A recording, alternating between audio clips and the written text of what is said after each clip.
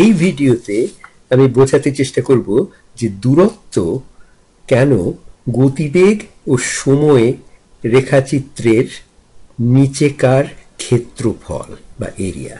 মনে করো কেউ সেকেন্ডে 5 মিটার বেগে ডান দিকে চলেছে, অর্থাৎ তার গতিবেগ বা ভেলোসিটি হচ্ছে 5 মিটার পার সেকেন্ড ডান দিকে। তার একটি রেখাচিত্র বা গ্রাফ আঁকছি যার ওয়াই অক্ষ বা ওয়াই অ্যাক্সিসটা হচ্ছে গতিবেগের পরিমাণ এবং এক্স অ্যাক্সিসটা হচ্ছে সময় এর বয়ে যাওয়াটা টি। গতিবেগের যেহেতু গতিবেগের পরিমাণ অপরিবর্তিত থাকছে, তাই রেখাচিত্রটি টি অক্ষের সমান্তরাল একটি সরল রেখা, যেটা সবসময় 5 মিটার পার সেকেন্ড উচ্চতায় রয়েছে। আমার প্রশ্ন হচ্ছে 5 সেকেন্ডে সে কত দূর যাবে?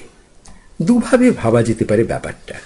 প্রথমে লক্ষ্য করো যে ভি হচ্ছে যে লোকটির অবস্থান পরিবর্তন, যদি এস দিয়ে আমি বর্ণনা করি, তাহলে এস যেটা একটা ভেক্টর, তাকে ডেল্টা টি বা তার সেই সময়টা দিয়ে যদি ভাগ করি, তাহলে ভি সমান এস বাই ডেল্টা টি হচ্ছে, অথবা ভি আর ডেল্টা টির গুণফল হচ্ছে এস এর সমান। অর্থাৎ গতিবেগকে সময়ের পরিমাণ দিয়ে গুণ করলে লোকটি কত দূর গেছে সেই দূরত্ব এস পাওয়া যাবে।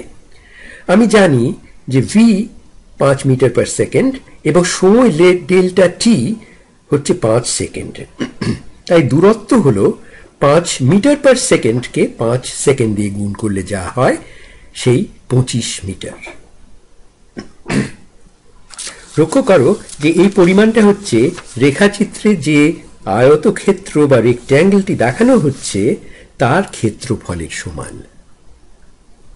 যদি গতিবেগ সময়ের সঙ্গে বাড়া কমা করত, তাহলে সেই আঁকা বাঁকা ভি পরিমাণ রেখাটির নিচেকার সময়ের নিচেটা যা সময়ের পরিমাণ দিয়ে সীমিত, সেই ক্ষেত্রফলটাই তার দূরত্ব হতো।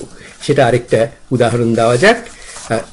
ধরো লোকটির ত্বরণ বা অ্যাক্সেলারেশন এ হচ্ছে 1 মিটার পার সেকেন্ড এবং প্রাথমিক গতি V sub I, initial velocity, তার পরিমাণ হচ্ছে 0। এই অবস্থায় লোকটি 5 সেকেন্ডে কত দূর যাবে?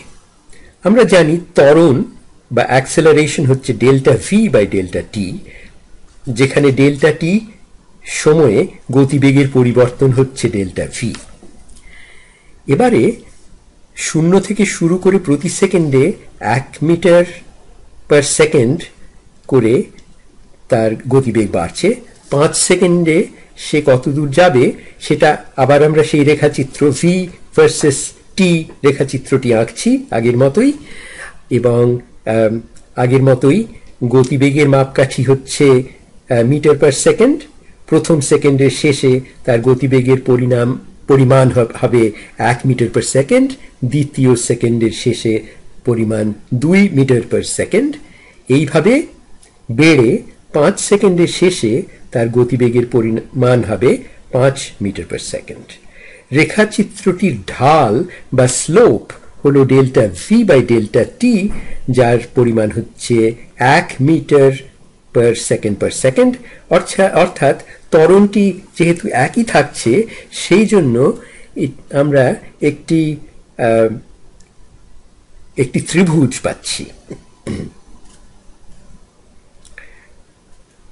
আচ্ছা, এখন প্রশ্ন হলো 5 সেকেন্ডে কত দূর যাবে লোকটি? গতবারের মতোই প্রতি সেকেন্ডের জন্য যদি ছোট ছোট আয়তক্ষেত্র এঁকে যোগ করতাম, তাহলে কিন্তু আমাদের উত্তর ভুল হতো। তার কারণ ওই সেকেন্ডের মধ্যে তো গতিবেগ এক থাকছে না, ক্রমাগতই বেড়ে যাচ্ছে। সেই জন্যে আমরা যদি ওই আয়তক্ষেত্রগুলিকে যোগ করতাম, আমাদের ফলটা আসল উত্তরের থেকে কম হতো। সময়কে যদি আমরা আরো অনেক ছোট ছোট অংশে ভেঙে বহু বহু আয়তক্ষেত্র এঁকে তাদের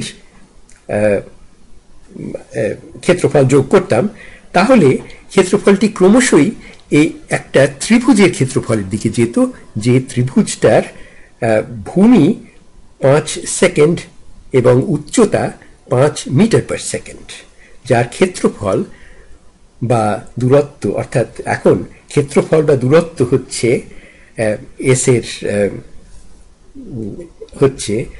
এস এর মানে এই ত্রিভুজের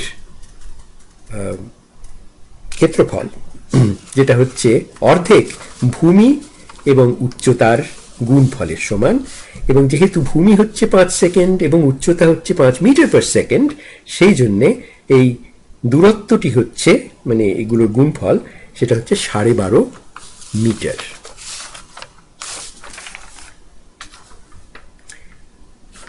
এই দূরত্বটা গতবারের দূরত্বের অর্ধেক, কারণ ত্রিভুজটি আয়তক্ষেত্রের অর্ধেক। এই উদাহরণগুলো থেকে আমরা একটা জরুরি খবর পাচ্ছি। গতিবেগ ও সময় রেখাচিত্রের নিচের অংশটির ক্ষেত্রফল হলো দূরত্ব এবং এই দূরত্বের ঢাল হলো ত্বরণ। প্রথম উদাহরণে ত্বরণ ছিল 0, তাই সেখানে ঢালও ছিল 0। দ্বিতীয় উদাহরণে ঢালের অদল বদল নেই, সে একই থাকছে, এবং এই সীমিত রেখার মধ্যে আয়তক্ষেত্রটি হচ্ছে যেটা আমরা আগে বলেছিলাম। আচ্ছা, এখান থেকে আমরা একটা জরুরি খবর পাচ্ছি, যেটা হচ্ছে সব সময় সত্যি, মূল শিক্ষণীয় বিষয়। সেটা হচ্ছে যে দূরত্ব আর সময় যেভাবেই গতিবেগ সময়ের সঙ্গে যেভাবেই বাড়ুক কমুক, এই রেখাচিত্রটি এঁকে আমরা সবসময় ওই ক্ষেত্রফল থেকে, ওই রেখাচিত্রের নিচেকার ক্ষেত্রফল থেকে দূরত্বটা বের করতে পারি।